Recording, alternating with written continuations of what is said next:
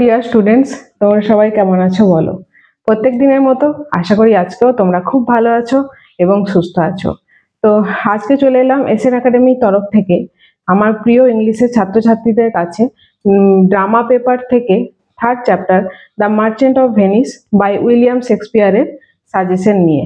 তবে একটা কথা বলবো যে তোমরা যারা ভাবছো যে কোশ্চেনগুলো হুবহু মিলে যাবে এবং পরপর কোশ্চেনগুলো চলে আসবে, এরকম কিন্তু ভাবার কোনো কারণ নেই।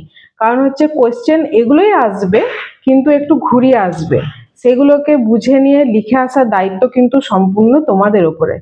কারণ হচ্ছে যে তোমরা যদি ভেবে থাকো যে পরপর কোশ্চেনগুলো এসে গেলে আমরা এগুলো পরপর লিখে আসবো, এরকম কিন্তু ইংলিশে হয় না। অন্য বিষয় হয়তো হলেও হতে পারে, কিন্তু ইংলিশে এভাবে সম্ভব নয়। তাই কোশ্চেন একটু ঘুরিয়ে এলে তোমরা লিখে আসবে, এটা আমরা তোমাদের কাছ থেকে আশা করছি। এসএন একাডেমির তরফ থেকে মানে 100% না হলেও 80% তোমাদের চেষ্টা করা হচ্ছে যাতে সাজেশনগুলো তোমরা পড়ে কমন পেতে পারো। তারপরে লাস্ট মিনিট তো আছেই, লাস্ট মিনিট পেয়ে গেলে তোমাদের আর একটু সুবিধা হয়ে যাবে। তোমরা যাতে লাস্ট মিনিটে মানে সাজেশনগুলো পেয়ে তোমরা লিখে আসতে পারো, সেজন্য আমরা যথাযথ চেষ্টা করব। তো তোমরা বুঝেছো, সেভাবেই পড়েছো এবং বুঝে সেভাবেই লিখে আসবে, এটা আমরা খুব ভালো করেই জানি এবং আমরা তোমাদের পাশে অলওয়েজ আছি।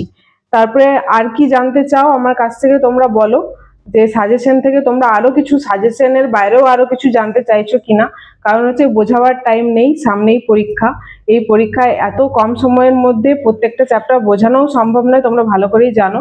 এছাড়াও তোমরা যদি অন্য কিছু আমাদের কাছ থেকে জানতে চাও, তাহলে তোমরা আমাদের কমেন্ট সেকশনে তোমরা কমেন্ট করো, সেই কমেন্টগুলো পড়ে তোমাদের রিপ্লাই দেওয়ার আমি যথাযথ চেষ্টা করব।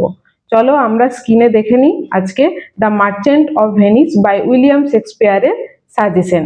চলো দেখে নিই।